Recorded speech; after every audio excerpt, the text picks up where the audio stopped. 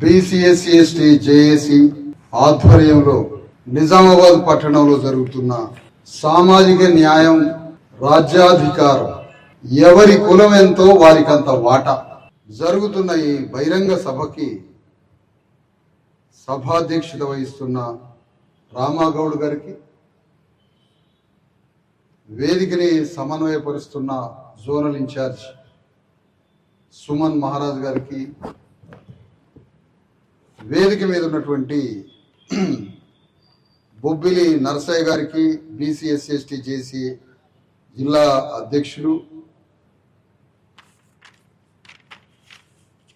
కరిపే రవీందర్ గారికి, బీసీ ఉద్యోగుల సంఘం జిల్లా అధ్యక్షులు, జాకీర్ హుస్సేన్ గారికి, జమైత్ ఇస్లామిక్ అధ్యక్షులు,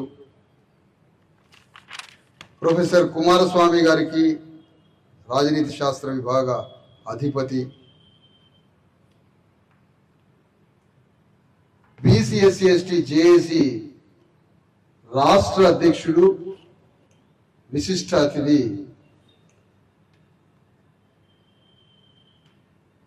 తోట్ల రాఘవేంద్ర ముదిరాజు గారికి, ఇంకా వేదిక మీద ఉన్నటువంటి అనేక బీసీఎస్సీ నాయకులకు, కుల సంఘాల నాయకులకు, ఈ కార్యక్రమంలో ఇంత భారీగా హాజరైనటువంటి బీసీఎస్సీ ప్రజలకు, జేఏసీ కార్యకర్తలకు, ఈ కార్యక్రమానికి మద్దతు ఇస్తున్న ధర్మ సమాజ్ పార్టీ కార్యకర్తలకు, నాయకులకు, మీడియా వారికి, పోలీస్ వారికి అందరికీ జై బీసీఎస్సీ తెలంగాణ, జై భారత రాజ్యాంగం తెలియజేస్తా ఉన్నారు. జై బీసీఎస్సీ తెలంగాణ, జై బీసీఎస్సీ తెలంగాణ. ఆకాశం బద్దలు కావాలా బాబు. జై బీసీఎస్సీ తెలంగాణ. నాకు సరిపోవడం లేదా? జై బీసీఎస్సీ తెలంగాణ,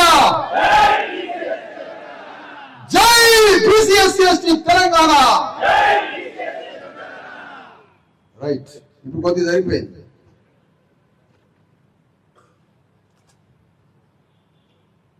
ఎందుకు నినదించాలి ఇంత పెద్ద శబ్దంతో?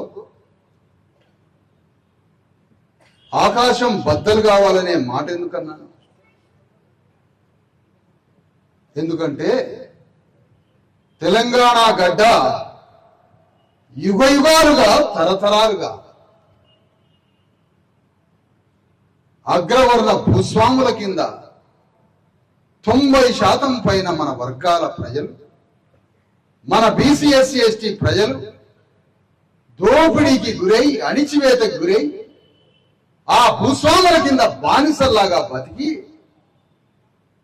సముద్రాలు ఎన్నున్నాయో అంత రక్తం అర్పించినాం. కాబట్టి భూమి ఆకాశాల మీద సముద్రాలు, ఆకాశం ఎంతున్నదో అంత రక్తమాంసాలు అగ్రవర్ణ భూస్వాములకి ఒప్పజెప్పినాం. కాబట్టి రాజ్యాంగం ద్వారా ఆ భూస్వామ్య రాజ్యాన్ని కూలగొట్టి తెలంగాణ గడ్డ మీద మా బీసీఎస్సీల రాజ్యాన్ని స్థాపించడానికి ఆకాశం బద్దలయ్యేటట్టు నిలదించమని కోరుతున్నాను మిమ్మల్ని. రాజ్యాంగం అందరికీ ఇచ్చింది అవకాశం, కానీ రాజ్యాంగంలో కూడా జొరబడ్డాయి. కాబట్టి ఈ భూస్వామ్య శక్తులు వాళ్ళని వేరు చేసి, మన శక్తుల్ని ఒకటి చేసి తెలంగాణ గడ్డ మీద మన రాజ్యాన్ని స్థాపించడానికి జరుగుతున్న ఈ మహాప్రయాణంలో సామాజిక న్యాయం ఎందుకో? ఇది వర్ణ వ్యవస్థ, ఇది కుల వ్యవస్థ. వేల సంవత్సరాలుగా ఈ సమాజంలో ఒకడికి ఒక గౌరవం, మరొకడికి మరొక గౌరవం, ఒకడికి భూమి ఉండాలి, విద్య ఉండాలి, రాజ్యం ఉండాలి, సర్వాధికారాలు ఒకడికి ఉంటే ఒకడు సమాజంలో అంటరాని వాడిలాగా బతకాలి. వాడికి భూమి ఉండదు, వాడికి రాజ్యం ఉండదు, వాడికి జ్ఞానం ఉండదు, వాడి చేతిలో ఖడ్గం ఉండదు, వాడి చేతిలో ఒక పైసా రాగి పిల్ల కూడా ఉండదు. ఇలాంటి వివక్షతలతో కూడిన వేల సంవత్సరాల యుగయుగాల వర్ణ వ్యవస్థ ఆధిపత్యం ఈ సమాజంలో జరిగింది కాబట్టి అగో వాళ్ళంత దూరాన ప్రధాన స్రవంతికి, భూమికి, రాజ్యానికి, సంపదకి, అధికారానికి, గౌరవానికి దూరంగా ఉన్న కోట్లాది మంది ప్రజల్ని సమాజంలోకి తీసుకొచ్చి వాళ్ళకి గౌరవాన్ని, రాజ్యాన్ని, భూమిని, జ్ఞానాన్ని అందించడానికే సామాజిక న్యాయం అనే సింహనాదం ఎత్తుకున్నామని సగర్వంగా ప్రకటిస్తున్నాం. మా అందరికీ భూమి కావాలని కేసీఆర్ కోరుకున్నాడా? మా అందరికీ భూమి కావాలని రేవంత్ రెడ్డి కోరుకున్నాడా? మా అందరికీ భూమి కావాలని ప్రధానమంత్రి మోడీ కోరుకున్నాడా? ఎందుకు కోరుకోరు? మీరు వర్ణ వ్యవస్థ తరఫున కాబట్టి, మీరు అగ్రవర్ణాల తరఫున కాబట్టి, మీకు వర్ణ వ్యవస్థ, అగ్రవర్ణ వ్యవస్థ అంతే పదిలంగా ఉండాల కాబట్టి మా వర్గాలకి భూమి ఉండొద్దు, రాజ్యం ఉండొద్దు, జ్ఞానం ఉండొద్దు, గౌరవం ఉండొద్దు అని మీ మూడు పార్టీల యొక్క వాదన. కానీ అగ్రవర్ణ వ్యవస్థని భూస్థాపితం చేయడం మా వాదన కాబట్టి మేము సామాజిక న్యాయం గురించి మాట్లాడాం. బట్టలుగా సాగలి తల్లిని రేపు ఎన్నికల్లో పోటీ చేయించి అసెంబ్లీలో కూర్చోబెట్టడానికి యుద్ధం మొదలైందని చెప్తున్నాయి. కుండలు చేసే కుమ్మరన్న బిడ్డను తీసుకొచ్చి, కొడుకుని తీసుకొచ్చి రేపు అసెంబ్లీలో కూర్చోబెడతామని చెప్పడానికి వేదికెక్కాను మీ అందరి ముందు సగర్వంగా. మేము కూర్చోవద్దా అసెంబ్లీలో? అధ్యక్షాన్ని మాట్లాడొద్దా? నా పైసలు ఎడిపోయినాయిరా అని గల్లా పడ్డదు ముఖ్యమంత్రి. నా డబ్బులు ఎడిపోయినాయి, నా రక్త మాంసాలు ఎడిపోయినాయి, నా శ్రమ ఎడిపోయింది, మా అయ్యలు తాతలు తాగిన లక్షల కోట్ల రూపాయలతో నువ్వేం చేస్తున్నావురా అని గల్లా పడ్డదు నా సాగరోలు, మంగళోలు, కుమ్మరోలు. ఇదే సామాజిక న్యాయం. ఇది నువ్వు కోరుకో. నీ ఇంటికి వచ్చిన వాడికి మంచినీళ్ళు వేయవే, నువ్వు గౌరవించవే, మమ్మల్ని కొడుతవే, మమ్మల్ని అవమానిస్తువే, మమ్మల్ని నీ దగ్గరికి రాని అన్నాడు. నువ్వు మాకు రాజ్యాన్ని ఎక్కడిస్తావు? కాబట్టి వేల సంవత్సరాల యుగాల వర్ణ వ్యవస్థని, అగ్రకుల ఆధిపత్యాన్ని అంతం చేయడానికి, సమాజంలో అణగారిన వర్గాలందరినీ ప్రధాన శ్రవంతికి తీసుకొచ్చి వాళ్ళకి జీవితాన్ని ప్రసాదించడానికి రాజ్యాంగం ద్వారా దూరంగా నెట్టివేయబడ్డ 90% పేద అణగారిన సామాజిక వివక్షకు గురైనటువంటి 90% ప్రజల్ని తీసుకొచ్చి సమాజంలో, రాజ్యంలో, భూమిలో, జ్ఞానంలో వాళ్ళకి స్థానాలను ఇవ్వడానికే BC, SC, ST, JAC Telangana గడ్డ మీద సామాజిక న్యాయ యుద్ధం ప్రకటించిందని తెలియజేస్తారు. ఇది మాట్లాడడానికి వచ్చిన, ఇది చెప్పడానికి వచ్చిన తెలంగాణ గడ్డ మీద. ఎందుకంటే మా వర్గాలకి ఇవన్నీ మీరు కోరుకోరు కాబట్టి.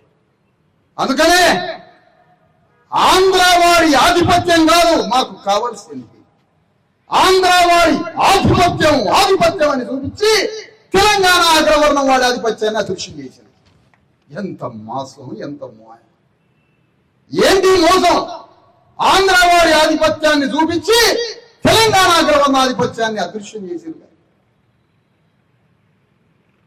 మరి ఇక్కడ గ్రామాల్లో ఉన్న ఆధిపత్యం సంగతి ఏంటి? ఈ గ్రామాలలో తెలంగాణ గడ్డ మీద వీలాధిపత్యం సంగతి ఏంటి? రేవంత్ రెడ్డి ఏమో కేసీఆర్ ని పూచిగా చూపిస్తాడు, వస్తున్నాడు రా అని. కేసీఆర్ ఏమో ఆంధ్ర ఆధిపత్యం చూపిస్తున్నాడు, మోడీ ఏమో తుర్కోళ్ళు ముస్లింల ఆధిపత్యం చూపిస్తున్నాడు, వాళ్ళు మన మీదకి వస్తారు అని. కానీ మోడీ గాని, కేసీఆర్ గాని, రేవంత్ రెడ్డి గాని గ్రామాలలో 90% బీసీ, ఎస్సీ, ఎస్టీల మీద అగ్రవర్ణాలే ఆధిపత్యం చేస్తున్నారు. వాళ్ళే మీ ఓట్లు తోడుకుంటున్నారు, వాళ్ళే మీ భూమిని దోచుకుంటారు, వాళ్ళే మీ రక్త మాంసాలు తాగుతున్నారని ముగ్గురు ఎందుకు చెప్పట్లే? ఎందుకంటే ఆ దోచుకునేది మీ ముగ్గురు కాబట్టి, ఆ రక్తం తాగేది మీరు కాబట్టి. అందుకని ఇప్పుడు ఏం కోరుకోవాలి? రాజ్యాంగం ఏం చెప్పింది? రాజ్యాంగం వచ్చి ఇన్నేళ్ళు అయింది, రాజ్యాంగం ఎందుకు అమలు కావడంలే? సమాజంలో ఇన్ని వర్గాలు ఎందుకు దూరం అయిపోయినాయి సమాజం నుంచి? ఇది మాట్లాడాలి కదా, ఈ లెక్క తేలాలి కదా. ఈ లెక్కలు తేల్చడానికి ఇంత పెద్ద పంచాయతీ పెట్టడానికి తెలంగాణ గడ్డ మీద 90% బీసీ, ఎస్సీ, ఎస్టీలకి రాజ్యంలో 90% వాటా ఉండాలని, 90% బీసీ, ఎస్సీ, ఎస్టీలకి 90% భూమి ఉండాలని, 90% బీసీఎస్సీలకి 90% విద్యారంగం మా చేతులు ఉండాలని, 90% బీసీఎస్సీలకి 90% రాజ్యం, భూమి, సంపద, సమస్త వనరులు 90% మా దగ్గర ఉండాలనే ఈ యుద్ధాన్ని, పంచాయతీని మొదలు పెట్టిన తెలంగాణ కట్టండి. ఎవడు అడగట్లేదనా? తెలంగాణ రెడ్లను ఎవడు అడగట్లేదనా? తెలంగాణ దొరలను ఎవడు అడగట్లేదనా? తెలంగాణలో ఉన్న అగ్రవర్ణాలను ఎవరు అడగట్లేదనా? అడగడానికి బయలుదేరినాం తెలంగాణ గడ్డ మీద. అందుకోసమే తెలంగాణలో 90% బీసీఎస్సీ ఎస్టీలు తెలంగాణ గడ్డ మీద రాజ్యాన్ని సంపాదించారు. అందుకోసం జరుగుతున్నది ఈ పోరాటం. ఈ పోరాటం అందుకోసమే జరుగుతున్నది. అందుకని ఇవాళ చెప్తున్నానయ్యా, తెలంగాణ రాష్ట్రంలో ఈ మధ్య ఒక చర్చ బయలుదేరింది. ఏందా చర్చ? కాన్షీరామ్ గారు ఒక సూత్రాన్ని పట్టుకొచ్చిండు. ఏం సూత్రాన్ని పట్టుకొచ్చిండు? ఎవరి కులం ఎంతో వారికి అంత వాటాను. ఎక్కడి నుంచి తీసుకున్నాడు ఈ మాట? భారతదేశంలో ఇది గణతంత్ర రాజ్యం అని చెప్పిండు డాక్టర్ అంబేద్కర్. గణతంత్ర రాజ్యం అంటే గుణగణాలు ఉండాలి మనిషికి అంటాం మనం. గుణము అంటే హృదయం, మనస్సు. గణము అంటే లెక్క పెట్టాలి. లెక్క పెట్టాలని చెప్తున్నాడు అంబేద్కర్. ఇది రిపబ్లిక్ కంట్రీ అన్నాడు, గణతంత్ర రాజ్యం అంటాడు. లెక్క పెట్టాలి. రాజు సర్వాధికారి కాదు, అగ్రవర్ణం వాడు సర్వాధికారి కాదు, కూలి నాలి చేసుకునే మానవుడే సర్వాధికారి అన్నాడు డాక్టర్ అంబేద్కర్. రాజు సర్వాధికారి కాదు, మనుషులు లెక్క పెట్టండి అని రాజ్యాంగ ఆదేశం వచ్చింది అంబేద్కర్ ద్వారా. మనుషులు లెక్క పెట్టు.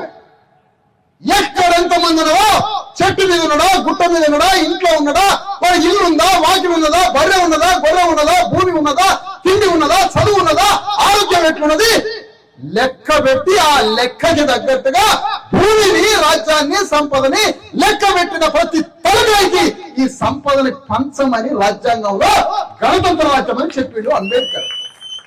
ఇది ఎవడు అమలు చేయలే. ప్రధానమంత్రి నెహ్రూ దగ్గర నుంచి మోడీ వరకు ఎవడు అమలు చేయలే. దీన్ని ఇప్పటి వరకు లెక్క పెట్టననే తప్పించుకుంటున్నారు. నెహ్రూ నుంచి మోడీ వరకు కాంగ్రెస్ ప్రధానమంత్రులు ఎంతటి నేరస్తులో అంతటి నేరస్తుడు. బీజేపీ ప్రధానమంత్రి కూడా అంతటే నేరస్తుడు.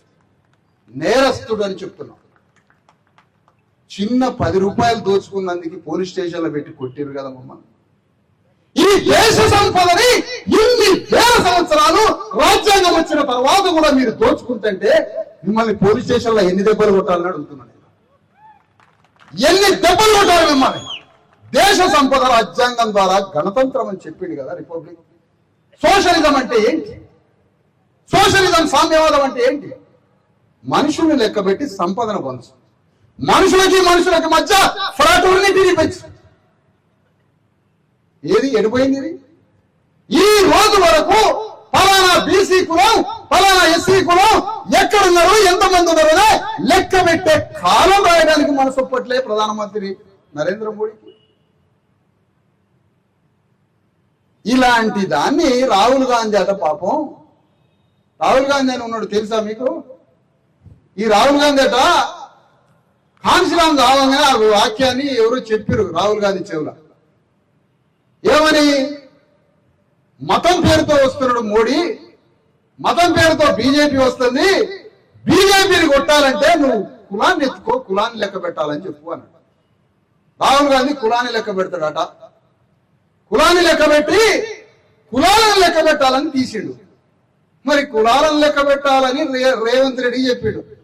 పాప ఆయనకి ఒక రాజ్యం ఉన్నది, రాహుల్ గాంధీకి ఒక రాజ్యం ఉన్నది, రేవంత్ రెడ్డి రాజ్యం. రేవంత్ రెడ్డికి కులాలను లెక్క పెట్టమని చెప్తే ఈయన కులాలను లెక్క పెట్టిండు. కులాలను లెక్క పెట్టినాక బీజేపీ కూడా లెక్క పెడతానని చెప్పింది. ఆ మాట అనేసరికి రేవంత్ రెడ్డి లెక్కలు బయటికి తీసిండు. లెక్కలు బయటికి తీయగానే మన వాళ్ళంతా మురిసిపోయారు, వాళ్ళు లెక్కలు తీసిండు రా బయటికి. కానీ మేము మురవలే, మేము కరవడానికి బయలుదేరు. ఎందుకు మురవట్లేదు? ఎందుకు మురవం అంటే ఒకటే మాట అడుగుతున్నాం. తెలంగాణ గడ్డ మీద అత్యంత పెద్ద జనాభా నంబర్ 1 జనాభా మాదిగలని చెప్పిండు రేవంత్ రెడ్డి.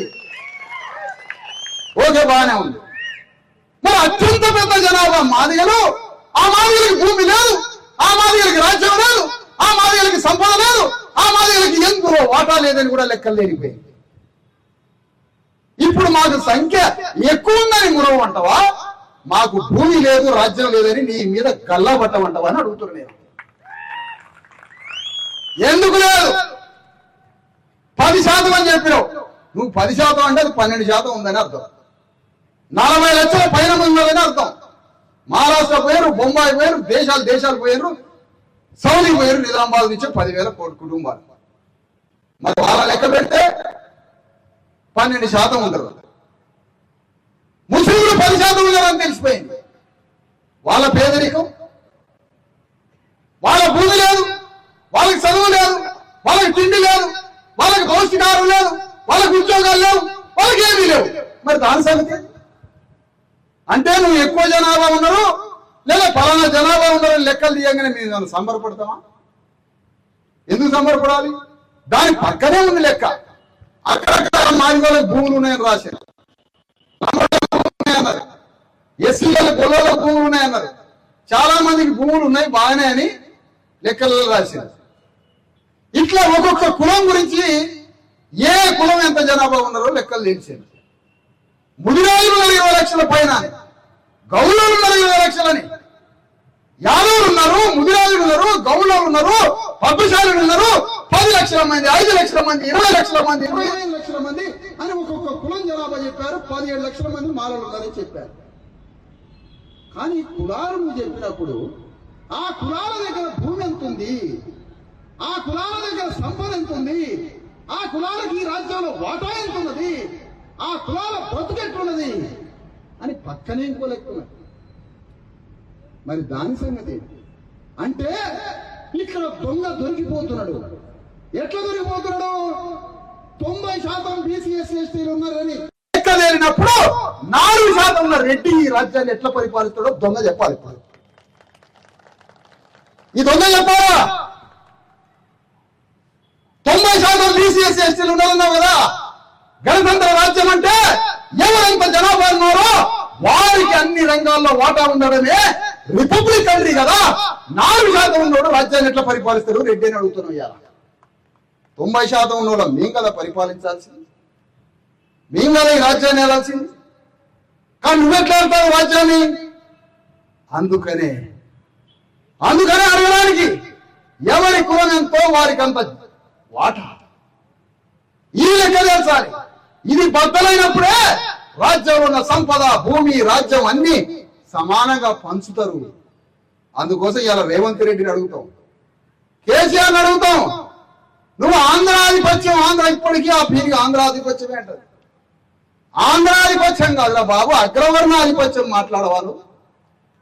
తెలంగాణ గడ్డ మీద అగ్రవర్ణ ఆధిపత్యం అని కేసీఆర్ మాట్లాడేంత వరకు వెంట పడతా కర్ర తీసుకొని నేను చెప్తాను మీ అందరికీ. పార్లమెంట్ లో మహిళా బిల్లు పెడితే ఆ మహిళా బిల్లులో బీసీలకి 33% కావాలి అని కేసీఆర్ ఎందుకు మాట్లాడలేదు? బీసీలకి పార్లమెంట్ లో ఎంపీలు, అసెంబ్లీలో ఎమ్మెల్యేలు, బీసీలకి చట్టసభలో రిజర్వేషన్లు, బీసీలకి రాజకీయ రిజర్వేషన్లు కావాలని ఎందుకు మాట్లాడలే కేసీఆర్? మోడీ మాట్లాడటం, కేసీఆర్ మాట్లాడటం, రేవంత్ రెడ్డి మాట్లాడటం, ఒక చాకలోళ్ళకి ఈ రాజ్యంలో వాటా కావాలని, మంగళోళ్ళకి ఈ రాజ్యంలో వాటా కావాలని, మంగళ పార్లమెంట్ పోవాలని, చాకలైన పార్లమెంట్ పోవాలని, పద్మశాలైన పార్లమెంట్ పోవాలని రేవంత్ రెడ్డి ఎందుకు మాట్లాడట్లే? కేసీఆర్ ఎందుకు మాట్లాడట్లే? మోడీ ఎందుకు మాట్లాడట్లే? వాళ్ళు మాట్లాడకుండా మనల్ని హత్య చేసినా వాడు పోసే 100 రూపాయల సారా తీసుకొని నీ జాతిని ఎందుకు చంపుతున్నావు అని నా జాతికి సిగ్గు చెరం నేర్పడానికి బయలుదేరినా అని చెప్తున్నాను. ఏ రాష్ట్రంలో కోట సీసాలకు అమ్ముడు పోటలే, ఇక్కడ అమ్ముడు పోయినట్టు. కోట సీసాలకి, మాంసానికి, మందుకి అమ్ముడు పోయి రాజ్యాన్ని బంగారు పల్లెలో పెట్టి రెడ్లకి, రాములకి, బ్రాహ్మణులకి, అగ్రవర్ణాలకి ఒప్పచెప్తుంటే నీ బిడ్డను నువ్వు చంపినట్టు కాదా?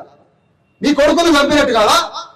ఏ గ్రామంలో మందు తీసుకొని కోట్ల సీసాలు తీసుకొని ఈ అగ్రవర్ణాలకు రాజ్యాన్ని చెప్పే బానిసలు ఎక్కడైతే ఉంటారో మీ వెంటబడి మీకు సిగ్గు చరం నేర్పి మీ అందరు వెంటబడి వాడికి అమ్ముడు పోతే మన బిడ్డలు చంపుకున్నట్టే అని వేలాది మంది కార్యకర్తలు గ్రామాలకి పంపడానికి ఉద్యమం బయలుదేరిందని తెలియజేస్తాం.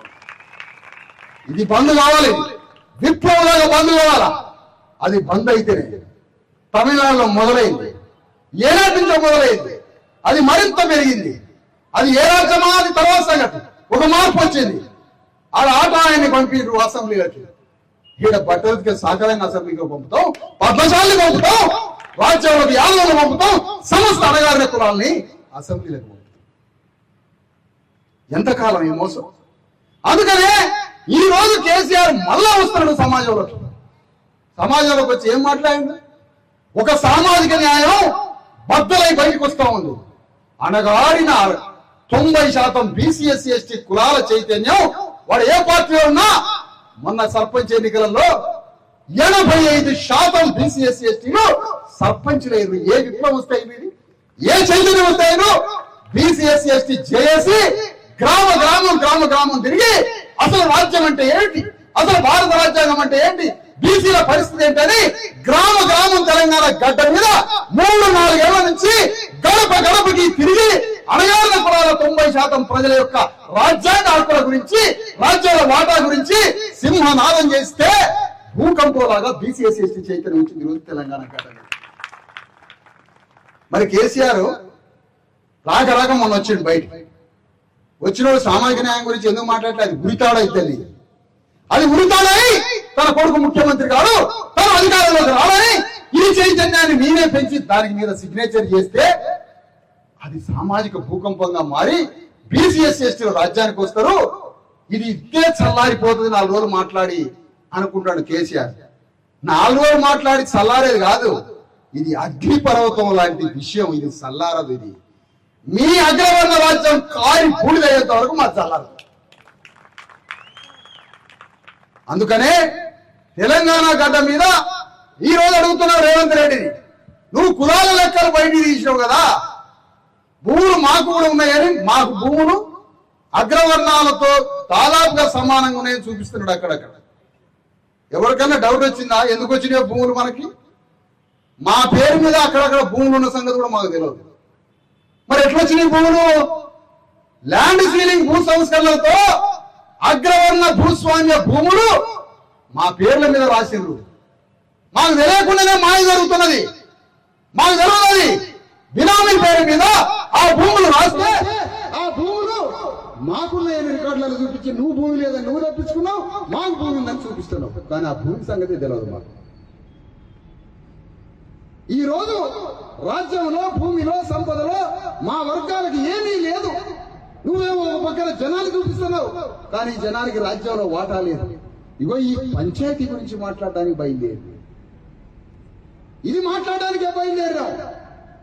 తెలంగాణ రాష్ట్రంలో ఒకటే సవాలు చెబుతున్నాం. రేపటి ఎన్నికల్లో, రేపు జరగబోయే ఎన్నికల్లో అది బీజేపీ గాని, కాంగ్రెస్ పార్టీ రేవంత్ రెడ్డి సారథ్యంలో నడుస్తున్న కాంగ్రెస్ గాని, కేసీఆర్ టీఆర్ఎస్ పార్టీ గాని, ఏ రాజకీయ పార్టీ అయినా అగ్రవర్ణ పార్టీలు గ్రామాలలోకి వచ్చి మీరు సారా మందు మాంసం పంచితే మీ అంత రండరాజు దేశంలో చూడాలని అర్థమైపోతుంది. దమ్ముంటే మీరు మనిషి పుట్టకైతే, మీ మానవ పుట్టకైతే, మీది మనిషి జన్మ అయితే మాంసం మందు పంచకుండా రా, నేను మందు మాంసం పంచకుండా నేను నా రాజ్యం కోసం యుద్ధం చేస్తా. ఎవరు గెలుస్తారో చూద్దాం, రాండి ఎన్నికలు ఇద్దాం.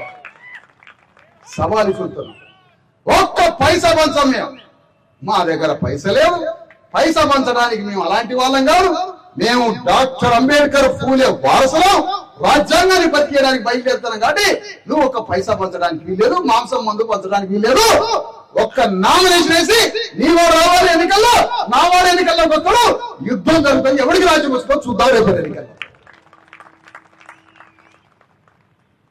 ఇది జరగాలి కదా రాజకీయం. ఎంతకాలం మమ్మల్ని చంపి, మమ్మల్ని బానిసలుగా మార్చి ఎంతకాలం ఈ వేట మా మీద? ఎంతటి నేరస్తులు మీరు. అందుకనే తెలంగాణ గడ్డ మీద మా రాజకీయం మొదలు పెట్టాలని, మా ప్రశ్న మొదలు పెట్టాలని. ఈ రోజు వరకు ఒక మాదిగ కులంలో పుట్టినాయని. నేను ఒక మాదిగ కులంలో తెలంగాణ గడ్డ మీద అత్యధిక జనాభా ఉండి ఆ జనాభా ఉన్న మాదిగ కులంలో పుట్టిన వాడిని అని గర్వంగా చెప్తున్నా మీ అందరి ముందు. గర్వంగా చెప్తున్నా నేను దళితుణ్ణి అని. నేను మాదిగ దళితుణ్ణి అని సగర్వంగా చెప్తున్నా. ఎందుకు చెప్తున్నానంటే ఈ మాట, మాదిగ దళితులకి రాజ్యాంగ రిజర్వేషన్ ఇచ్చిండు డాక్టర్ అంబేద్కర్, బానే ఉంది. నాకు రిజర్వేషన్ ఉన్నది, నాకు రక్షణ ఉన్నది రాజ్యాంగం ద్వారా. విద్యలో, వైద్యంలో, రాజకీయంలో సర్వాధికారాలు రాజ్యాంగం ద్వారా నాకు డాక్టర్ అంబేద్కర్ ద్వారా వచ్చినాయి. కానీ నా తోటి బీసీలకి రాజ్యాంగ రిజర్వేషన్లు లేవు. రాజ్యాంగంలో నా తోటి 50% పైన ఉన్న బీసీలకి రాజ్యాంగ రిజర్వేషన్, నా అంత పేదరికం ఉన్నా, నాకన్నా పేదరికంలో బీసీలు ఉన్నా వాళ్ళకి రాజ్యాంగ పరంగా బీసీలకి 50% పైన ఉన్న బీసీలకి ఈ రోజు వరకు మాతో సమానమైన రిజర్వేషన్లు లేవు. కాబట్టి బీసీల కోసం ఒక మాదిగలో పుట్టిన వ్యక్తిగా యుద్ధం చేయాలనుకుంటున్నా. బీసీల కోసం నా తోటి వాడికి ఉండొద్దా? గ్రామంలో నా పక్కనే ఉన్న ఒక పద్మశాలి, ఒక చాకలాయన, ఒక మంగళాయన, ఒక యాదవ్, ఒక ముదిరాజు కటిక దరిద్రం అనుభవిస్తుందిగా. వడ్రంగి కులస్తులు చూస్తే విశ్వబ్రాహ్మణులు వాళ్ళ పేదరికం ఏ లెవెల్లో ఉంది, వాళ్ళని ధనవంతులను రాసింది ఈ సర్వే. ఎవరు చెప్పిండు? అందరికీ పీటలు చేసి గడపలు చేసేవాడికి పీట చెక్కలేదు వాళ్ళ ఇంట్లో. కూర్చొని భోజనడానికి పీట ఉండదు వాళ్ళ ఇంట్లో. వాళ్ళు ధనవంతులని పెట్టిండు ఇందులో. ఎవరు చెప్పండి ఎందుకు జరిగింది ఇట్లా? అలాంటి విశ్వబ్రాహ్మణులు గ్రామంలో ఉన్నారు, పద్మశాలీలు ఉన్నారు, వందరులు ఉన్నారు, పెరుకోళ్ళు ఉన్నారు, మందులోళ్ళు, చాగలోళ్ళు, కుమ్మరోళ్ళు, మేదరోళ్ళు, యాదవులు, ముదిరాజులు, గౌడోళ్ళు, ఇన్ని కులాలు ఉన్నాయి కదా, వాళ్ళకి ఎందుకు రిజర్వేషన్ లేదని అడుగుతున్నాం. ఆ రోజు అంబేద్కర్ పిలిచినప్పుడు పోలే. స్వాతంత్రోద్యమంలో గాంధీకి, నెహ్రూ ట్రాప్ అయిపోయారు. ట్రాప్ చేసి మానవుని అక్రమంగా తరలించి స్వాతంత్రోద్యమంలో పాల్గొనేటట్టు చేసి ముందు ఇట్లాంటి అనేసరికి అంబేద్కర్ వదిలిపెట్టారు. అంబేద్కర్ వదిలిపెట్టేసరికి రిజర్వేషన్ పోయింది.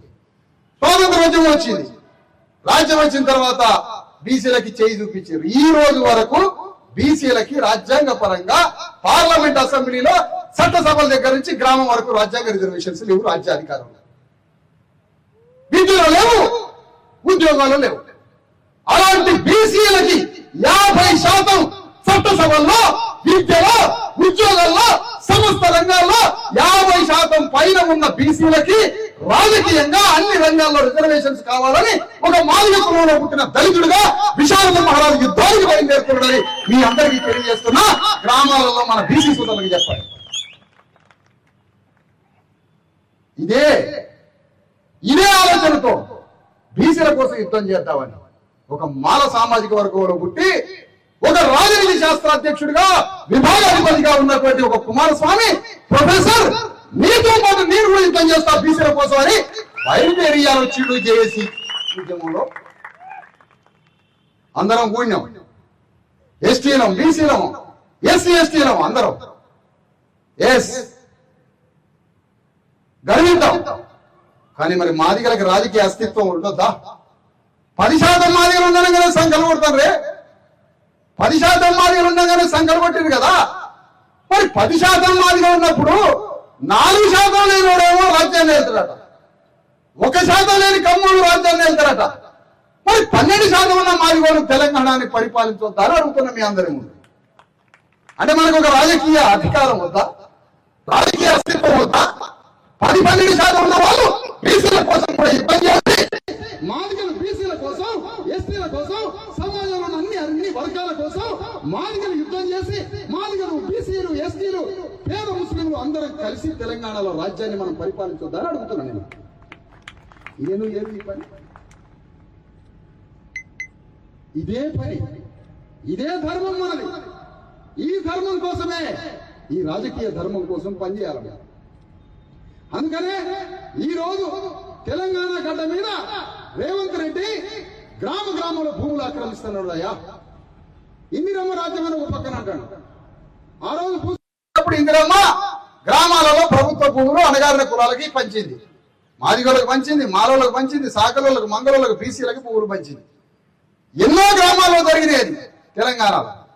ఆ భూములు మొత్తం కేసీఆర్ గుంజుకుంటే ఆ భూములని కేసీఆర్ గుంజుకుంటే మిగతా భూములు మొత్తం రేవంత్ రెడ్డి గుంజుకుంటాడు ఇవాళ తెలంగాణ గడ్డ మీద. ఎందుకు గుంజుకుంటున్నాను? కారణం ఏంటి? ఖమ్మం ఎందుకు మాట్లాడో ఎందుకు గుంజుకున్నావు? ఆగవయ్యాగు. ఖమ్మం ఎందుకు గుంజుకున్నావు? వికారాబాద్ ఎందుకు గుంజుకున్నావు? ప్రతి గ్రామంలో వందల వేల ఎకరాల భూమి ఎందుకు రేవంత్ రెడ్డి గుంజుకొని దాన్ని వ్యాపారంగా మార్చి ఎందుకు గుంజుకుంటున్నావు? ఎందుకు గుంజుకుంటున్నావు అంటే అణగారిన కులాలకు భూములు ఉండొద్దు, అవి అగ్రవర్ణ వ్యాపారాలకి మారిపోవాలి, వీళ్ళు అంతమైపోవాలని నువ్వు ఆ పని చేస్తున్నావు. కానీ చూస్తూ ఊకోం. ఏ భూములైతే రేవంత్ రెడ్డి అణగారిన కులాలకు గుంజుకుంటుండో ఆ భూములు గుంజుకుంటుంటే ఆ అణగారిన వర్గాల తరఫు నుండి రేవంత్ రెడ్డి మీద యుద్ధం చేయడానికి చేసి బయలుదేరిందని తెలియజేస్తా ఉన్నా. ఈ సందర్భంగా ఎందుకు చేయదు? ఎందుకు యుద్ధం చేయదు? రేవంత్ రెడ్డికి కాసుకో. రేవంత్ రెడ్డి నువ్వు అనుకుంటున్నావు కదా ఎవడు బీసీఎస్సీ ఎస్టీల తరఫున ఉండడు, ఎవడు లీడర్ గా నిలబడడు, బీసీఎస్సీ ఎస్టీలంతా అమ్ముడుపోతారు, 150కి అమ్ముడుపోతారు, సారా మాంసాలకు అమ్ముడుపోతారు, బీసీఎస్సీ ఎస్టీల నాయకత్వం ఉండదు, కాన్సీరామ్ లాగా ఎవడు వీళ్ళు నిలబడాలని అనుకుంటాను కదా.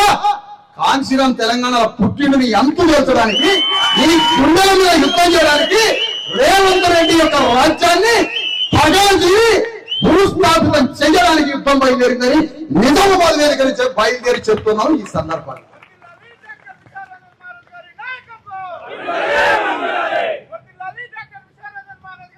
అందుకని ఈ సందర్భంగా చెప్తున్నాం. బీఆర్ఎస్ ఒకరు లేచి బీఆర్ఎస్ లేస్తే రేవంత్ రెడ్డికి భయం, బీజేపీ లేస్తే రేవంత్ రెడ్డికి భయం, రేవంత్ రెడ్డి మల్లాధికారంకి వస్తాడని కేసీఆర్ కి భయం. కానీ 3 పార్టీల మీద యుద్ధం మాది, 3 పార్టీల మీద మా యుద్ధం. 3 పార్టీల్ని భూస్థాపితం చేస్తాం. తెలంగాణ గడ్డ మీద బీసీఎస్సీ ఎస్టీలని అధికారంలోకి తీసుకొస్తాం రాబోయే ఎన్నికల్లో అని ఈ సందర్భంగా చెప్తున్నాం. అందుకని రేవంత్ రెడ్డిని అడుగుతున్నా, ఇప్పటికీ 10 సార్లు 12 సార్లు అరెస్ట్ చేయడం జరిగింది. ఎక్కడ తీసుకుపోతారో తెలియదు, పోలీసులు ఎక్కడికి పట్టుకపోతారో తెలియదు, ఏం కేసులు పెడతారో తెలియదు. ఇళ్ల మీదకి వస్తున్నారు, ఉద్యమం చేస్తారు, ఉద్యమం కాడికి వస్తున్నారు. భూములు ఎందుకు దోచుకుంటున్నాం అడిగితే నన్ను పట్టుకొని పోయి పోలీస్ స్టేషన్లలో పెడతాను రోజుల తరబడి. మీ బిడ్డగా చెప్తున్నాయా, నేను 90% బీసీఎస్సీ ఎస్టీల తరఫున రాజ్యం మీద యుద్ధం చేస్తున్నా. రాజ్యం మీద యుద్ధం చేస్తుంటే నన్ను రాజ్యం పట్టుకొని పోతున్నారు. నేను అడుగుతున్నా, నా పోలీసుల మీద ద్వేషం లేదు, నా పోలీసుల మీద నాకు కోపం లేదు. పైనుంచి రేవంత్ రెడ్డి బీజేపీ ఆదేశాలతోనే నన్ను పట్టుకుపోతారు. కానీ ఇదే పోలీసులతో రేపు రేవంత్ రెడ్డిని అరెస్ట్ చేపిస్తాను. ఈ వేదిక నుంచి సవాల్ చేస్తాను. ఈడ్చబోతాం, రేవంత్ రెడ్డిని సంకలలో చేతులు పెట్టి ఈడ్చుకపోయి పోలీస్ స్టేషన్ లో పెట్టి నీ మీద కేసులు కడతామని వేదిక నుంచి సవాలు చెప్తున్నా. చూసుకున్నాం రేపు భవిష్యత్తులో. పోతే పోయింది. యుద్ధం చేయడం యుద్ధ వీరుడి లక్షణం. యుద్ధం చేస్తాం. రెట్లు చేసినటువంటి ఈ భూస్వామ్య దోపిడీ మా అయ్యల్ని, మా అమ్మల్ని, మా మొత్తం కుటుంబాల మీద లక్షల వేల మంది తెలంగాణ గడ్డ మీద మీ కుంపల్లో భూస్వాముల కింద ఏం జరిగింది? బానిసలుగా బతికింది. ఏ భూస్వాములు అయితే తెలంగాణలో ఉన్నారో ఆ భూస్వాముల రెట్లు కొన్ని వేల కోట్ల రూపాయలు నీకు ఇస్తే నువ్వు రాజ్యానికి వచ్చినావు. పోనీ నువ్వు పేద రెట్లకి ఏమైనా చేసినావా? అయా మీ అందరు చూసారు, నాగర్గూల్ భూముల కాడ కర్ర తీసుకొని పోయిన రౌడీలు పెడితే పెద్ద పెద్ద సినిమాలు వస్తుంటాయి అప్పుడప్పుడు. ఆ సినిమాలలో ఇట్లా దుంపాలు గింపాలు పెంచుకొని రౌడీలు ఉంటారు 100 మంది. అలాంటి రౌడీలు పెట్టినయా నాగర్గూల్లో ఎస్సీ ఎస్టీల భూములు, బీసీల భూములు ఎకరం అరెకరం దున్నుకుంటుంటే కూరగాయలు పండించుకొని కూరగాయలు అమ్ముకొని పిల్లలకు తిండి పెడుతుంటే ఆ భూముల మీదకి ఒకడు 1500 ఎకరం ఆక్రమించడానికి వచ్చి వాడు చుట్టూ రేకులు పెట్టుకొని అందులో రౌడీలు పెట్టాడు. ఆ రౌడీలు పెట్టి ఆ రౌడీలతో ఆ భూమిని కాపాడితే ఆ రౌడీని పోలీసులు కాపాడతారు. రైతులు వేసుకొని పోయినా చుట్టూ కాంపౌండ్ వాల్ కట్టారు 20 అడుగుల ఎత్తుల. ఆ 20 అడుగుల గేటు పెడితే కాలుతో గేటు దగ్గర రైతులు తీసుకొని భూమిలోకి పోయినా కర్ర తీసుకొని పోయినా. ఈ విషయం ఎందుకు చెప్తున్నట్టే రేవంత్ రెడ్డికి, సమాజానికి, నేను ఏ రైతుల్ని సమీకరించానో అక్కడ, ఏ రైతుల్ని తీసుకొని లోపలికి పోయినా అందులో 12 రెడ్డి పేద కుటుంబాలు ఉన్నాయి. వాళ్ళ తరఫున కూడా యుద్ధం చేసినని నా రోజు నాకేం ద్వేషం లేదు. కానీ ఇవాళ అడుగుతున్నాం, బీసీఎస్సీ ఎస్టీల తరఫున యుద్ధానికి బయలుదేరు. నువ్వు చంచాగానం తయారు చేసిన తెలుసు. నువ్వు బీసీలల్లా, ఎస్సీలల్లా, ఎస్టీలల్లా బౌకర్లని, దళాలని, చంచాగాలను తయారు చేసి మేము శాశ్వతంగా రాజ్యానికి రావద్దని నువ్వు చంచాలను తయారు చేస్తున్నావు. నాకు ఆ విషయం తెలుసు. కానీ నీ చెంచాలని, నీ రాజ్యాన్ని రాబోయే ఎన్నికల్లో నేలమట్టం చేస్తాం. బీసీ ఎస్సీ ఎస్టీల 90% రాజ్యంలో తీసుకొచ్చి అధికారాన్ని చూపిస్తాం. ఇదే సామాజిక న్యాయ యుద్ధాన్ని చెప్తున్నాం. అందుకనే తెలంగాణలో వేల సంవత్సరాలుగా, యుగాలుగా, తరతరాలుగా జరుగుతున్నటువంటి ఈ దోపిడీ మీద మనం 12,000 గ్రామాలు ఉన్నాయి తెలంగాణలో. 12,000 గ్రామాల్లో ఈ రోజు గ్రామాల అధికారం మన చేతిలో లేదు. ఆధిపత్యం వాళ్ళ చేతిలోనే ఉంది. నిజామాబాద్ జిల్లాలో అయితే జూనియర్ రెడ్లు ఉన్నారు ఇక్కడ, తెలంగాణలో రెడ్లున్నారు, ఇక్కడ జూనియర్ రెడ్లు ఉన్నారు ఇక్కడ. ఈ రెడ్లకి ఆ రెడ్లకి ఏం తేడా లేదు. బీసీ అని చెప్పుకుంటాడు. మళ్ళీ పైగా ఈ 300 కాపులు తెలంగాణ గడ్డ మీద అగ్రవర్ణ ఆధిపత్యం చేస్తారు నిజామాబాద్ లో ప్రధానంగా. ఈ 300 కాపులకి మేము ఒకటే చెప్తున్నాం, మీరు బీసీల లాగా బ్రతకాలి అని అనుకుంటే మీ ఆధిపత్యాన్ని విరమించుకోండి అని చెప్తున్నాం. గ్రామ కమిటీల పేరు మీద, గ్రామ అభివృద్ధి కమిటీల పేరు మీద రోజు కులాన్ని బహిష్కరిస్తున్నారు, రోజు కులం మీద వేధిస్తున్నారు. మీరు నిజంగా బీసీలుగా ఉండాలనుకుంటే ఆహ్వానమే, కానీ మాతోటి సమానంగా మా మీద ఆధిపత్యం లేకుండా ఉండండి. మీరు జూనియర్ రేట్ల లాగా మీరు రేట్లు, వాళ్ళ రేట్లు మేము జూనియర్ రేట్ల బట్టే కుదరదు. ఇట్లా ఉత్తర తెలంగాణ నుంచి, ఆదిలాబాద్ నుంచి ఖమ్మం దాకా ఈ ఆధిపత్యం నుంచి బయటికి రండి. అణగారిన వర్గాలతో సమానంగా మీరు బతికితే అప్పుడు బీసీలుగా స్వీకరిస్తాం. కానీ ఆధిపత్యాన్ని కొనసాగించొద్దని మీకు ఒక ఆలోచన తెలియజేస్తా ఉంటాం. అందుకని ఈ సందర్భంగా తెలంగాణ రాష్ట్రంలో బీసీ ఎస్సీ ఎస్టీలకి తెలంగాణ రాష్ట్రంలో అగ్రవర్ణ ఆధిపత్యానికి మధ్య ఒక గీత గీసినాం. ఈ గీత చెరిపేసారు అందరూ. ఈ గీతే గీయలేదు ఇంతవరకు ఎవరు, కానీ మేము గీత గీస్తున్నాం మధ్యలో. ఈ గీత యువతలో 90% బీసీ ఎస్సీ ఎస్టీ. బీసీలనే ముస్లింలను కూడా చెప్తున్నాం నేను. బీసీ ఎస్సీ ఎస్టీలు మతమైన ఒక గీత గీసినాం. గీత అవతల అగ్రవర్ణ ఆధిపత్యం, వాళ్ళ రాజ్యం ఉంది. యువతల బీసీ ఎస్సీ ఎస్టీలు ఉన్నారు. సామాజిక న్యాయం మీద పోరాడే ఏ అగ్రవర్ణం వాళ్ళు వచ్చినా మేము కలుపుకుంటాం. వేదికలు కావచ్చు, పార్టీలు కావచ్చు, సంఘాలు కావచ్చు, వ్యక్తులు కావచ్చు, ఎవరు వచ్చినా వాళ్ళని కలుపుకుంటాం. అందరం కలిసి ఆధిపత్యం వహించేటువంటి అగ్రవర్ణ రాజకీయ పార్టీల మీద యుద్ధం చేద్దాం. సవాలు లేదు అందులో.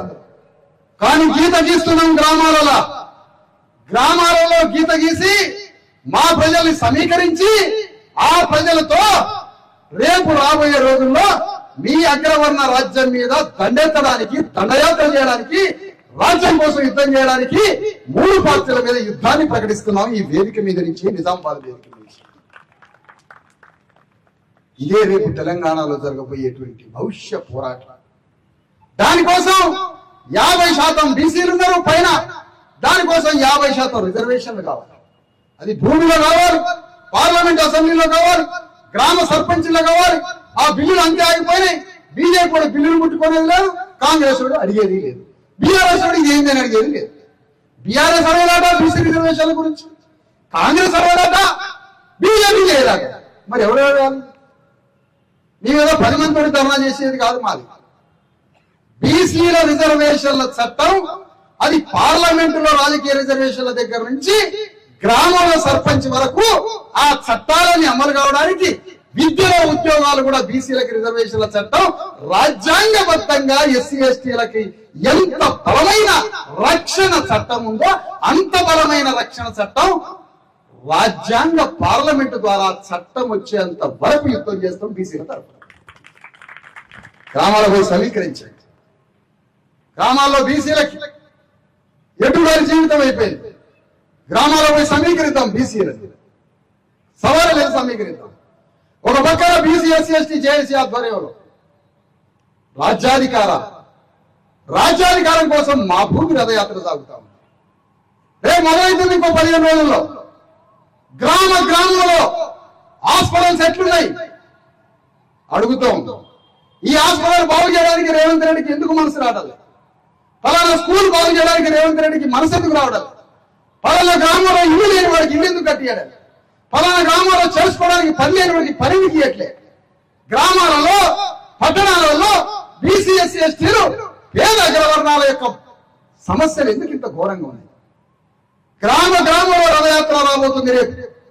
గ్రామంలో ఒక హాస్పిటల్కి వెళ్తాము, హాస్పిటల్లో ఎట్లా ఉన్నాయి, మందులు ఎట్లున్నాయి, పరీక్షలు ఎట్లున్నాయి, వైద్యం ఎట్లుంది, తిండి ఎట్లుంది, డాక్టర్లు ఎట్లున్నారు, ల్యాబ్ పరీక్షలు ఎట్లున్నాయి అడగడానికి గ్రామంలో మండల కేంద్రాల్లో ప్రతి హాస్పిటల్ కి ప్రతి స్కూల్ కి పోయి రేవంత్ రెడ్డి ప్రభుత్వాన్ని గల్లాబట్టి బజార్లో కట్టేసి దోషిగా నిలబెడతావు. చాలగానుడు ఎందుకు వచ్చినావు? 420 హామీలు ఎందుకు, బ్రోకర్ హామీలు ఇచ్చినావు? ఎందుకు ఇచ్చినావు? ఏ హాస్పిటల్ బాగు చేసినావు? ఏ స్కూల్ బాగు చేసినావు? నువ్వు వచ్చినాక గురుకులాల పోరగానే చచ్చిపోతారు, హాస్పిటల్లో పువ్వ లేదు, పరీక్ష లేవు, వైద్యం లేదు, చచ్చిపోతారు, స్కూళ్ళలో ఏమీ లేదు. ఇదే రాజ్యం అంటే. అందుకనే ఈ రాజ్యాన్ని మార్చిపోయాలి. మనం గ్రామాలలో మన తల్లిదండ్రులకు చెప్పాలి. చదువుకున్న యువకులు అమ్మా నాన్నని కూర్చోబెట్టి, అయ్యా అమ్మా వీడిచ్చే పైసలు వీళ్ళ సొంత పైసలు కాదమ్మా, మనం తాగి పారేసిన సారా పైసలతోటి వీళ్ళు సంక్షేమ పథకాలు పెడతారమ్మా వీళ్ళు అని తల్లిదండ్రులను కూర్చోబెట్టి, అక్కల్ని, చుట్టాలని, కుటుంబాలని, చదువుకొని నిరక్షరాస్యుల్ని, రాజకీయ అక్షరాస్యత లేని వాళ్ళందరినీ మనమే కూర్చోబెట్టి నేర్పించి మన బీసీఎస్సీ ఎస్టీ రాజ్యం వచ్చేంత వరకు మన తరఫునే మన వాళ్ళు ఉండేటట్టుగా గ్రామాలలో ఆర్గనైజ్ చేయాలని కోరుతా ఉన్నామే మనందరినీ ఈ సందర్భంగా. ఇదే రేపు రాజ్యం కోసం చేసే పోరాటం అని చెప్తున్నా తెలంగాణ గడ్డ మీద. అందుకనే ఈ రోజు బీసీఎస్సీ ఎస్టీలు దేశంలో ఎన్నో రాష్ట్రాల అధికారానికి వచ్చారు. ఉత్తర భారతంలో వచ్చిండ్రు, తమిళనాడులో వచ్చిండ్రు, కానీ తెలంగాణ గడ్డ మీద ఇది జరగకుండా చాలా పక్కడబందీగా రాజ్యాన్ని స్థాపించారు వాళ్ళు. అందుకనే మనం మాత్రం ఈ తెలంగాణ గడ్డ మీద ఈ రాజ్యాన్ని స్థాపించేంత వరకు గ్రామంలో బీసీఎస్సీ ఎస్టీ జేఏసీ నిర్మాణం సాగాలి. ఆ జేఏసీ ద్వారా తెలంగాణ గడ్డ మీద రాజ్యాన్ని స్థాపించడానికి రాష్ట్రం అంతా బయలుదేరాలి. ప్రతి జిల్లాలో, ప్రతి మండలంలో బీసీఎస్సీ ఎస్టీ జేఏసీని బలోపేతం చేయడానికి అన్ని వర్గాల్ని కలుపుకొని నిర్మాణం చేయాలని ఈ సందర్భంగా కోరుతున్నాను. ఇప్పుడు ఇవ్వండి వాడు.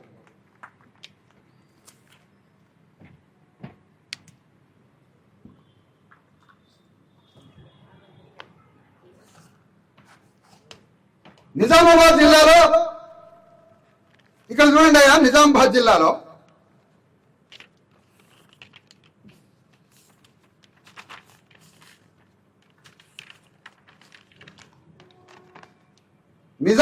జిల్లాలో ఏ కులం ఎంత ఉన్నది? నిజామాబాద్ జిల్లాలో 10% మాదిగలు ఉన్నారు, 10% పైన మున్నూరు కాపులు ఉన్నారు, మాలలు మాదిగలతో సమానం ఉన్నారు, కొద్ది మంది తేడా తప్ప. లంబాడీలు 8% ఉన్నారు, మాలలు 9% ఉన్నారు, మాదిగలు 9% ఉన్నారు, మున్నూరు కాపులు 10% పైన ఉన్నారు, ముదిరాజులు 7% ఉన్నారు, 85,000 మంది, పద్మశాలీలు 67,000 మంది, రెడ్డిలు 60,000 మంది, 60,000 మంది పెంచుకున్నారు, వాళ్ళే రాశారు కాబట్టి. యాదవులు 50,000 మంది, గౌడలు 40,000 మంది, సాగులోలు 38,000 మంది, ఒడ్డులోలు 34,000 మంది, నాయకపోడు 18,000 మంది, కమ్మకాపులుగా 17,000 మంది. ఇట్లా కులాలు ఉన్నాయి. ఈ కులాలతో పాటుగా వీళ్ళకి ఏమైనా భూములు ఉన్నాయా, వీళ్ళకి ఏమైనా రాజ్యంలో వాటా ఉందంటే ఎవరికి లేదు. మున్నూరు కాపులకు మాత్రం వాళ్ళకి రావాల్సిన రిజర్వేషన్ల కన్నా రాజ్యంలో అవకాశాల కన్నా ఎక్కువనే ఉన్నాయి. బీసీలో మున్నూరు కాపు తప్ప మిగతా కులాలకు మాత్రం ఏమీ లేదు. భూమి లేదు, రాజ్యం లేదు, సంపద లేదు, ఏమీ లేదు. నిజామాబాద్ జిల్లాలో ఉన్నటువంటి కులాల దుస్థితి జనాభా పరంగా 90% ఉన్నారు, కానీ రాజ్యంలో భూమిలో సంపదలో వాటా లేదు. ఇలాంటి బీసీల కోసం, ఎస్టీల కోసం, ఎస్సీల కోసం నిజామాబాద్ జిల్లాలో వాళ్ళకి భూమి కావాలని, రాజ్యాల వాటా కావాలని, విద్యా ఉద్యోగాల్లో అవకాశాలు కావాలని, సర్వ సంపదలలో అన్ని రకాల అవకాశాలు కావాలని నిజామాబాద్ జిల్లాలో ప్రతి రంగంలో అగ్రవర్ణ ఆధిపత్యం మీద పోరాటానికి నిజామాబాద్ జిల్లా బీసీఎస్సీ ఎస్టీ చేసి రేపటి నుంచే యుద్ధం మొదలు పెట్టబోతుంది అని తెలియజేస్తా ఉన్నాం. ప్రతి గ్రామంలో మరి ఇంత ఘోరంగా ఉన్నది ఈ జిల్లాలో పరిస్థితి. ఇట్లనే ప్రతి తెలంగాణలో కూడా ఇట్లనే ఉంది. అందుకని మేము ఈ సందర్భంగా తెలియజేస్తా ఉన్నాం, ఈ రాజ్యంలో ఒక పోరాటం, ఒక కొత్త నినాదం, ఏ కులం ఎంత జనాభానో వారికంత వాటా నినాదంతో పోతున్నాం. సామాజిక న్యాయం, రాజ్యాధికారం అనే అంశం మీద యుద్ధం చేయడానికి బయలుదేరుతున్నాం తెలంగాణ గడ్డ మీద.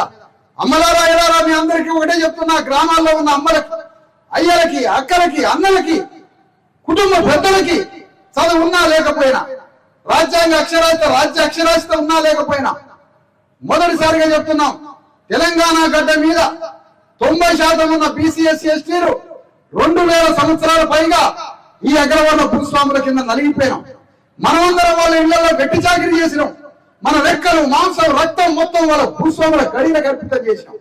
వాళ్ళకే రాజ్యాన్ని భూమిని అంతా ఒప్పజెప్పి మనం సమిధనం అయిపోయి భూస్థాపితమై కాలిపోయి బూడిదైపోయి మొదటిసారిగా తెలంగాణ గడ్డ మీద మీ బిడ్డలుగా బీసీఎస్సీ ఎస్టీ విద్యావంతులు అందరం కలిసి అగ్రవర్ణ భూస్వామ్య రాజ్యాన్ని భూస్థాపితం చేసి మన బీసీఎస్సీ ఎస్టీల రాజ్య స్థాపన కోసం యుద్ధానికి బయలుదేరుతాను. ఆశీర్వదించండి కోరుతా ఉంటాం.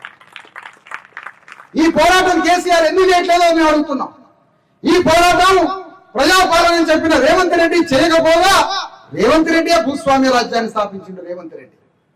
అందుకనే కేసీఆర్ చేసినటువంటి 10 ఏళ్ల యొక్క పరిపాలన, అంతకుముందు చేసిన 10 ఏళ్ల పోరాటం, ఇది మొత్తం తెలంగాణ అగ్రవర్ణ భూస్వామ్య వ్యవస్థ రాజ్యాన్ని స్థాపించడానికే చేసిండు తప్ప కేసీఆర్ స్థాపించింది అణగారిన వర్గాల రాజ్యం కాదు, అది అగ్రవర్ణ రాజ్యమే.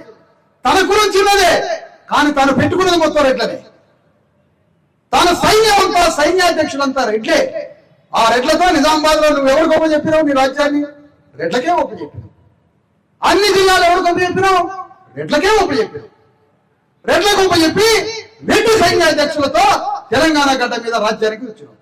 రేవంత్ రెడ్డి ఏమన్నాడు?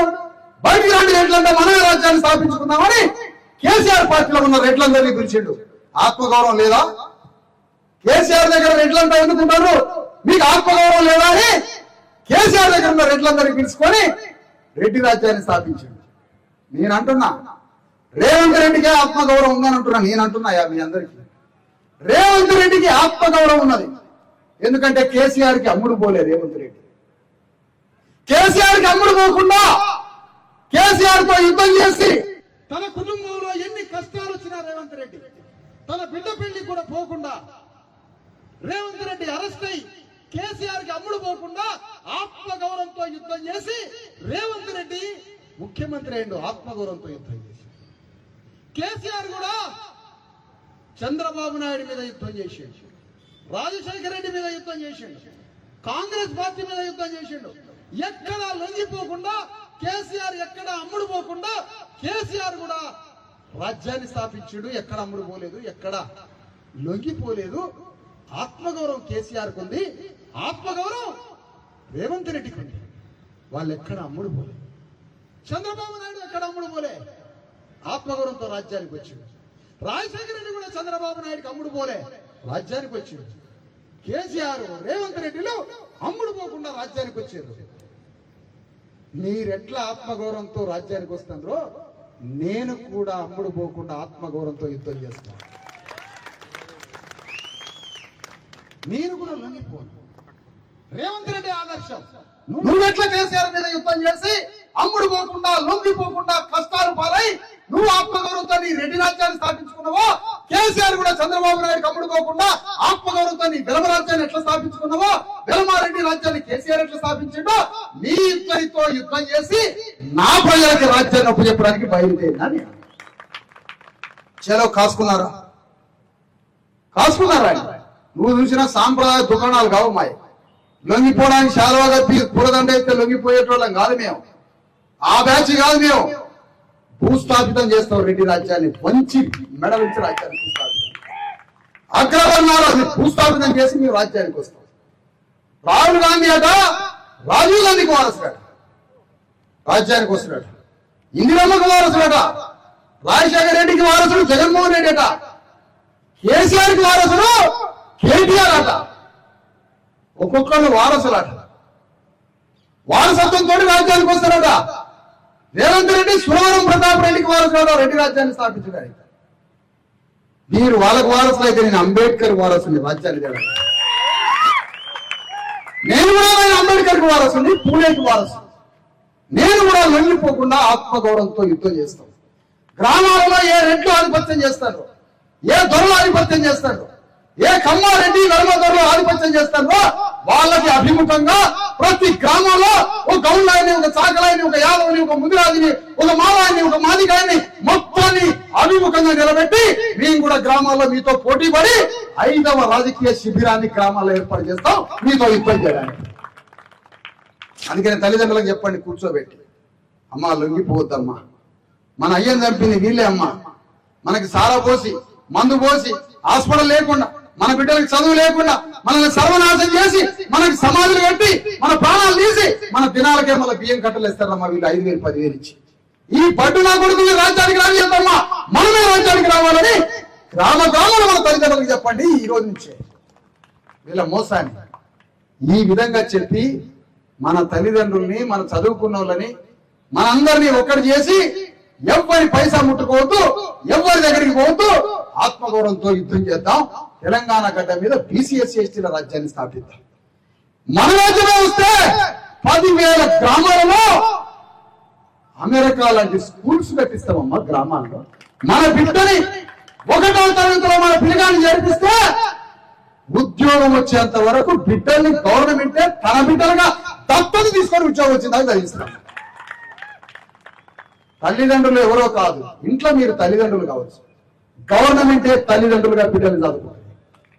ఉద్యోగం వచ్చిందాక చదివిస్తారు. ఉద్యోగం వచ్చేంత వరకు మన బిడ్డలు చదివిస్తారు. అదే స్కూల్ పక్కన ఒక హాస్పిటల్ కట్టిస్తామమ్మా. హాస్పిటల్లో వైద్యం ఎంత పెద్ద డాక్టర్ అయినా గ్రామానికి రావాల్సిందమ్మా, మనం ఎక్కడికి పోవచ్చు.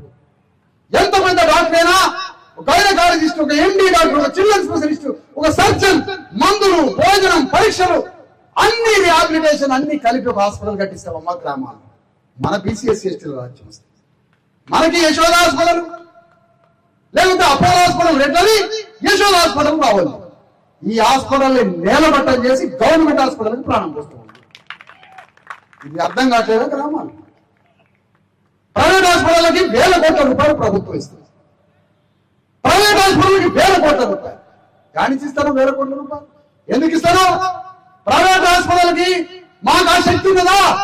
కిడ్నీ బాగలేకపోతే, ఆరోగ్యం బాగలేకపోతే ప్రాణాలన్నీ ప్రైవేట్ హాస్పిటల్ పోతున్నాయి కదా. గవర్నమెంట్ హాస్పిటల్ కట్టిస్తే ప్రైవేట్ హాస్పిటల్ కూడా చచ్చిపోతుంది.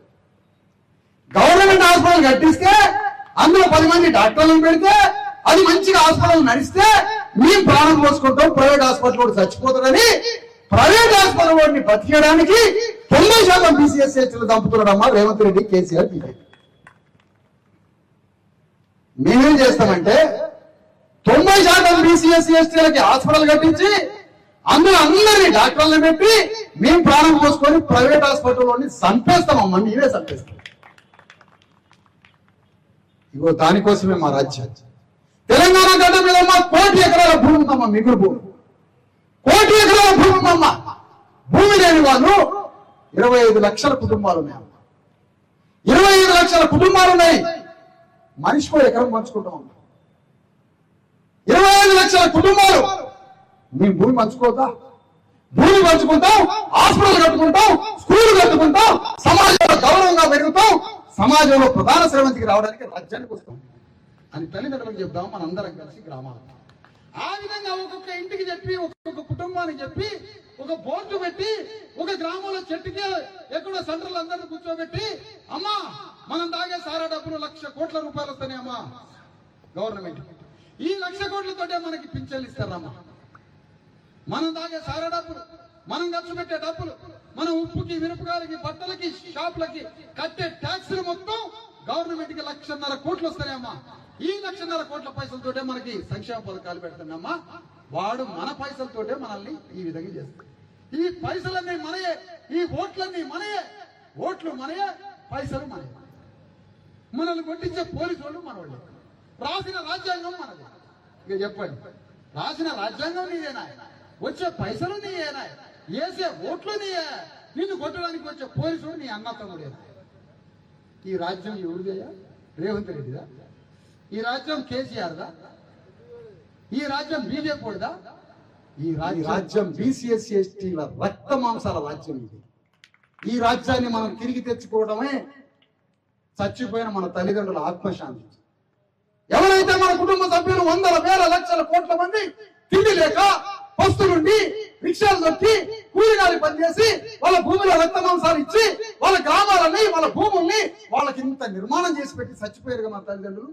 వాళ్ళ ఆత్మ మంచిగా ఉండాలంటే మనం రాజ్యానికి రావాలని వేదిక మీద తెలియజేస్తున్నాయ్యా. ఇది కదా ఆత్మగౌరవం అంటే, ఇది కదా ఆత్మగౌరవం అంటే. ఒకడికి పంచభక్ష పరమాన్నాలు పసిడి మేడం, ఒకడు తిండి లేక టీబీ రోగం చచ్చిపోతుంది. వాడు మన బిడ్డ కాదా? మనకి కుటుంబ సభ్యుడు కాదా? చచ్చిపోయినాడు మనోడే కదా, వాడు చంపింది రాజ్యం కదా. ఈ రాజ్యానికి 100 రూపాయల కోట్ల సీసాకి ఎందుకు అమ్ముడు పోతున్నావు అని మన వాళ్ళని కూర్చోబెట్టి ఎప్పుడు అమ్ముడు పోకుండా మన సమాజాన్ని తయారు చేస్తే బంగారు పల్లెలో మనకి రాజ్యం వచ్చుతాయా రేపు వచ్చే ఎన్నికల్లో. ఇదే మనం చేయాలి.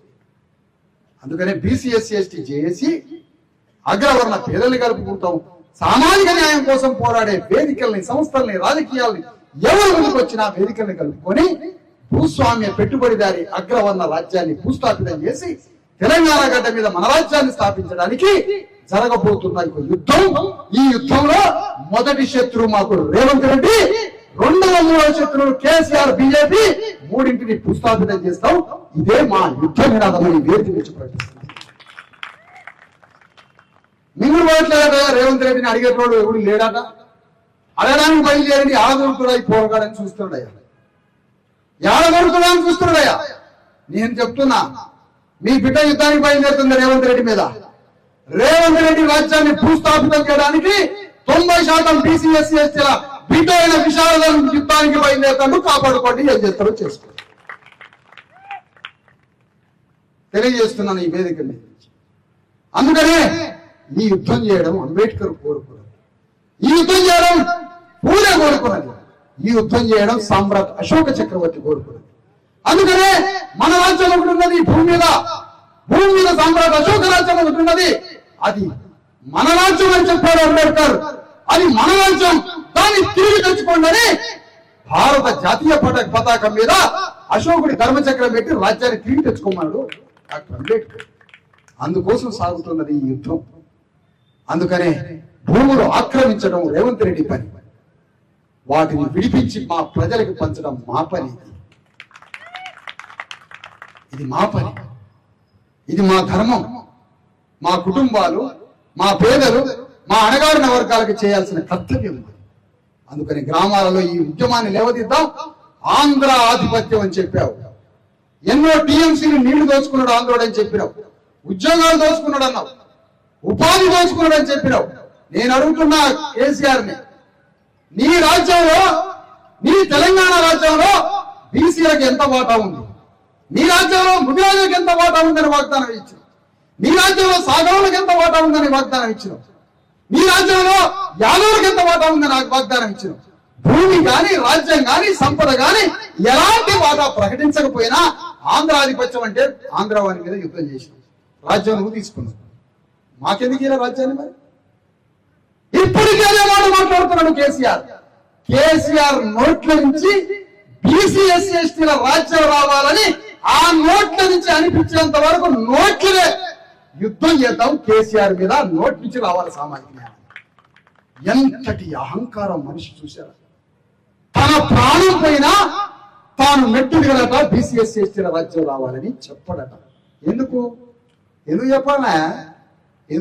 బీసీ ఎస్సీ ఎస్టీల ఎన్నికలలో అమ్ముడు పోతారు, మాసం సారానికి కోటి సీసాలకు అమ్ముడు పోతారు. నేను చెప్పబోతే వాడు అమ్ముడు పోయిపోడు కదా అంటే ఇప్పుడు కేసీఆర్. మన నా జనం అమ్ముడు పోకుండా నేను నిర్మించుకుంటే నువ్వు సచ్చినట్టు సామాజిక న్యాయం తిరిగి రావాల్సింది. అందుకనే వాళ్ళు రేవంత్ రెడ్డి కానీ, బీఆర్ఎస్ కానీ, కాంగ్రెస్ పార్టీ, బీఆర్ఎస్, రేవంత్ రెడ్డి, బీజేపీలు ఒక్కడల్లా అణగారిన వర్గాలకి రాజ్యం రావాలని 3 పార్టీలు ఎందుకు చెప్పడం లేదు? ఆ దిశగా ఎందుకు పనిచేయడం లేదు? మనం అమ్ముడు పోతున్నామని వాడు ఆ మాట మాట్లాడారు.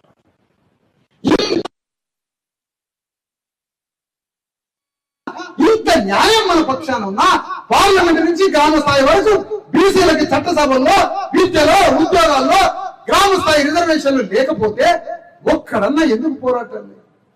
మన బీసీ ఎస్సీ ఎస్టీలు రాజ్యంలో లేదని ఎందుకు పోరాటలేదు?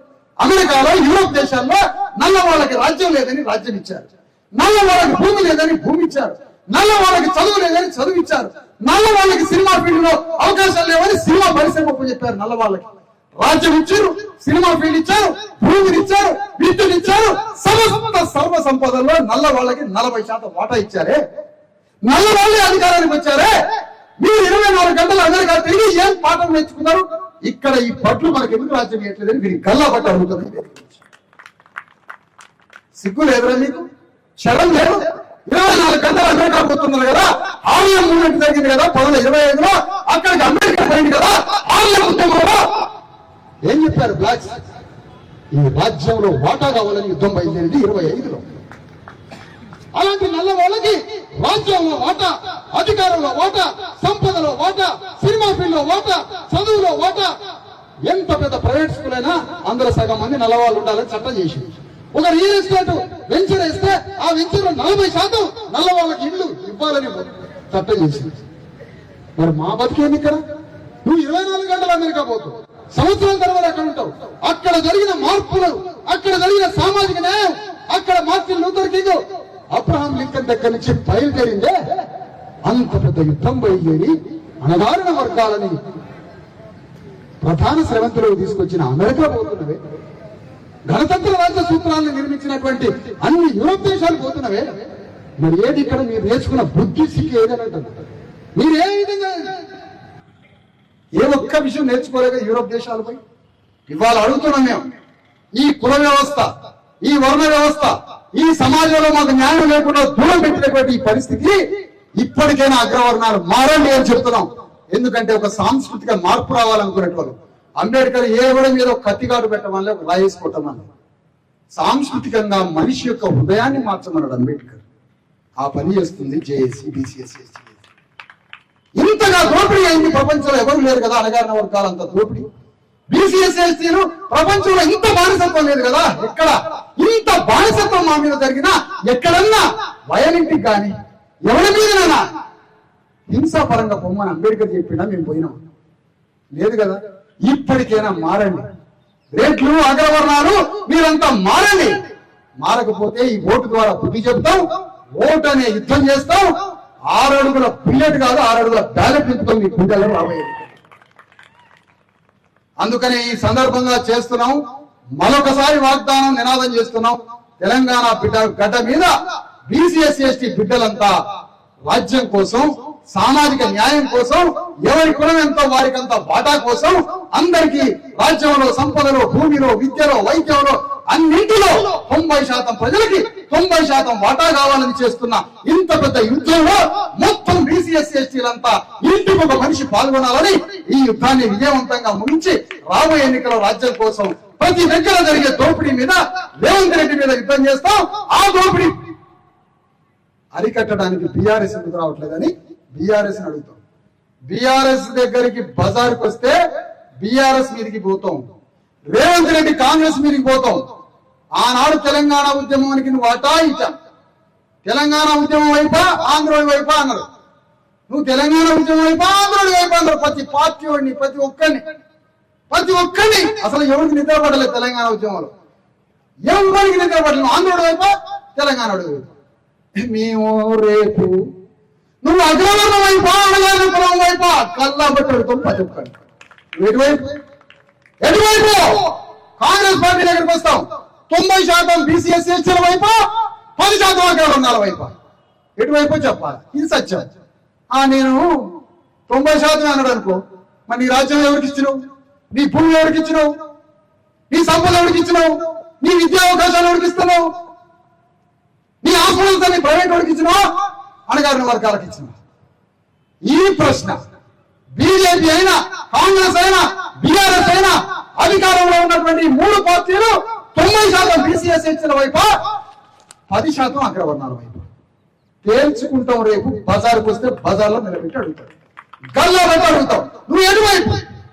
ఆనాడు తెలంగాణ ఉద్యమంలో ఆంధ్రుడి వైపా, తెలంగాణ వాడి వైపు అని ఎట్లా అడిగినవో ఈ రోజు 90% బీసీఎస్సీ ఎస్టీల వైపా, 10% అగ్రవర్ణాల వైపు అని ప్రతి ఒక్కరిని నిలదీసి అడుగుతాం, గల్లా పడతాం, చెట్టు కట్టేసి వీడు దోషి అని నిలబెడతాం సమాజంలో, ప్రజాకూటంలో. ఈ యుద్ధంలో సిద్ధపడాలని, తెలంగాణలో రాజ్యాన్ని స్థాపించడానికి బీసీఎస్సీ ఎస్టీ బిడ్డలంతా పాల్గొని ఈ యుద్ధంలో విజయం సాధించి ఆ విజయాన్ని మన మహనీయులకి, మరణించినటువంటి మన అణగారిన వర్గాల్లో కోట్ల మంది బానిసల్లాగా మరణించిన ఆత్మశాంతి కోసం, మన బిడ్డల భవిష్యత్తు కోసం రాజ్యాన్ని తీసుకొచ్చి మన బిడ్డల చేతిలో పెడదామని కోరుకుంటూ జై బీసీఎస్సీ తెలంగాణ, జై బీసీఎస్సీ తెలంగాణ, జై భారత రాజ్యాంగం. సెలవు.